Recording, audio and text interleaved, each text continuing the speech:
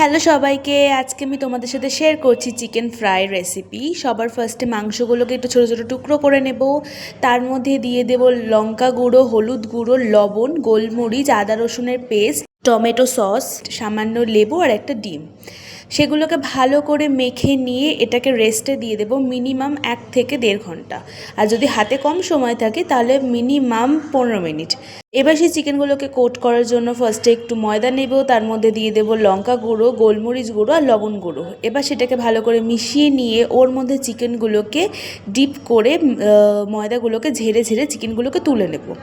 তারপর কড়াইয়ে তেল গরম করে, তেলটা খুব একটা গরম করা যাবে না, হালকা গরম থাকতে থাকতে আমরা দিয়ে দেবো চিকেনগুলো দিয়ে ভালো করে এপিট ওপিট উল্টে পাল্টে ফ্রাই করে নেব। আর ভালো করে গোল্ডেন ফ্রাই হয়ে গেলে সেটাকে আমরা তুলে নেব। ব্যাস তৈরি আমাদের চিকেন ফ্রাই, খুবই ইজিলি। এরপর এটার সাথে খাওয়ার জন্য আমরা একটা ধনেপাতা চাটনি বানাবো। তার জন্য নিয়ে নেব একটা গ্রাইন্ডারে একটু ধনেপাতা, একটু লঙ্কা, খানিকটা রসুন আর স্বাদ মতো লবণ আর চিনি।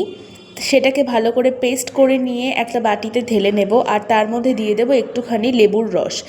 এইবার দেখুন কি সুন্দর আমাদের ফ্রাইস তৈরি হয়েছে, চিকেন ফ্রাইস। আর এটা কিন্তু আমরা টমেটো সস আর ধনেপাতার চাটনি সাথে একটুখানি পেঁয়াজ দিয়ে পরিবেশন করে। ভালো লাগলে লাইক, কমেন্ট, শেয়ার আর সাবস্ক্রাইব করো। বাই।